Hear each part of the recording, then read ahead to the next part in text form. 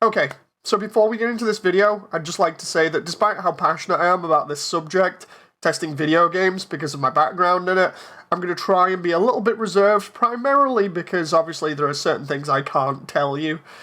Anyway, let's get into this because this has always been a fascination for me since it came out, and quite a lot of people.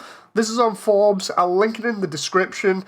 This is new claims that Cyberpunk 2077 bugs weren't caught because a QA company lied to CDPR.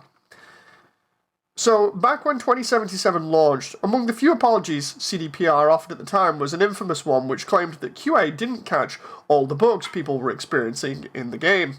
It sounded laughable at the time, and given the scale and scope of the bugs, but it turns out that there could be some truth to that.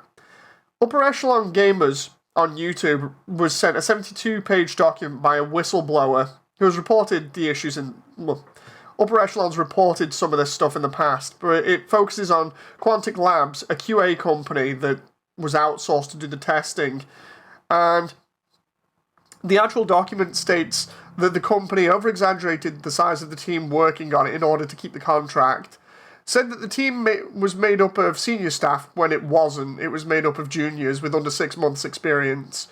They enforced a daily quota to report bugs, which led CDPR to getting thousands of relatively pointless bug reports from testers, which took up a lot of time. Excuse me. And caused game-breaking issues to not be found or prioritized. This would align with the original claim that QA did not find many game-breaking bugs at launch. You can watch the full video, and yeah, you can, if you want, watch Upper Echelon Gamers' video that details this a lot more. It's pretty interesting to see. Apparently, the person on Forbes here has reached out to both Quantic and CDPR for comment, and they've not got a response back yet, though. I still remember CDPR saying that the game performed surprisingly well on last-gen consoles, which was untrue. I don't think there's a QA tricked us explanation for that one, says the writer. Yeah, this is a weird one, because they're blaming a QA company that they were paying. They outsourced the testing to them. So you'd expect... Logic says that you'd expect that the company would then have to directly report to them and change their procedure based on what CDPR wanted. So, like, to me, this just kind of... It's a little bit of backwards and forwards between CDPR and this other company now, the QA company. It's almost as if CDPR give them the job and the QA company felt under pressure because they didn't have enough staff and because it was such a big game. And it's one of those whole things where they were like, yeah, we'll just say we have more to keep the contract, to keep the money coming in. It's potential that they didn't, or it's possible that they didn't have enough money to keep their company afloat while doing this, which would have been a problem for CDPR down the line. But the thing about this is, with CDPR being in charge of all of this, all of the procedures and stuff, you would think that they would have a clear say in how they want things done and what they want checked off first. I'm gonna link as well in the description a testing video for specifically that is very insightful for people who haven't done testing and who want to know a little bit more about it.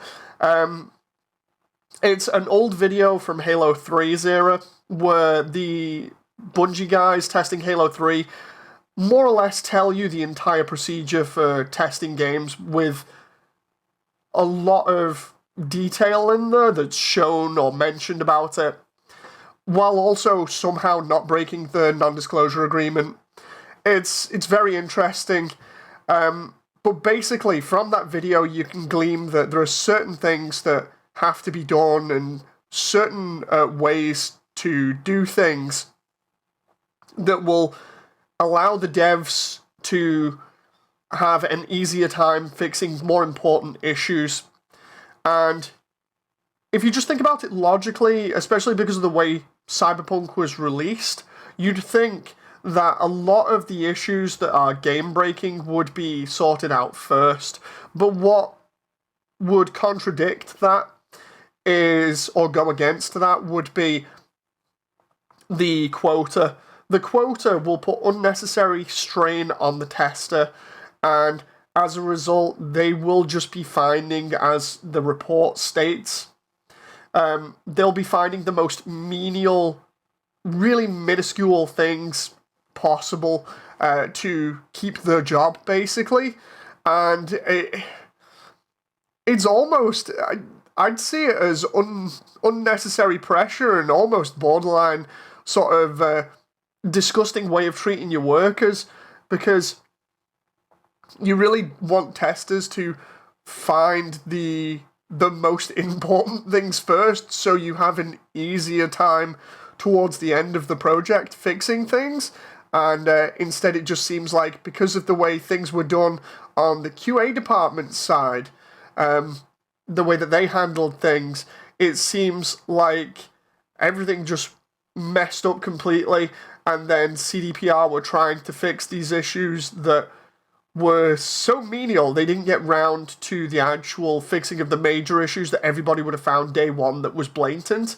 Or that were blatant, sorry. It brings to question a few things. Like, again, why the QA company felt that it was necessary to lie to their employer. For CDPR, they claimed that they were in a much better position, so they're not innocent here either. It almost seems like they're still trying to shift the blame. Ultimately, it feels like they're still responsible. It falls on them at the end of the day to dictate who should be testing, or rather what should be tested in terms of priority. Having inexperienced testers come in to try and fill up gaps in the workforce, I don't agree with. You'd think that they would go through some training so they had an idea of what to look for, or at least anybody that was there that had some more experience would be trying to more or less direct them into areas that could be tested and could be focal points, so that all of this stuff could be addressed, or at least quite a lot of the obvious ones that were seen day one could be addressed first, rather than all the really crappy stuff, which obviously they got swamped under. I think ultimately this still falls on both companies now, the testing company and CDPR, in terms of the responsibility for this. Clearly, they were both lying to some extent to not just the test company to CDPR, but then CDPR to the public. They were also under pressure by the heads of staff at the top, from what we know, and shareholders to get the game out so they could make money off it. There's a lot of stuff going on. This is still a fascinating story and an interesting case for me for, I still root for the little guy. I've said that multiple times when it comes to testing. Being a tester previously myself, I root for the little guy, But the problem here is it's still the people in upper management, or that are running the show, that are in charge and failed. And as a result, you get comments from people that don't know anything, basically saying like, oh, they clearly didn't test this, or, oh, the testers didn't do the job. And in this case, I think I'm still siding with the testers that were trying to do the job, but clearly had no focus or direction, and were put under unnecessary stress by these quotas. And I still hold CDPR responsible for misleading the public. But again, this is an interesting thing where when people say like, oh, for other games as well, oh, they had no testers for this, or this hasn't been tested. That's not the case. It's just people need to be asking more questions about the procedures and everything going on behind this that isn't to do with testing and is higher up the chain. But I'm gonna stop there anyway, and I'll leave it to you guys and see what you think about all of this, and I'll see you in the comments section down below. So yeah, again, until next time, thank you very much for sticking around for the video, and I hope to see you in future. Bye!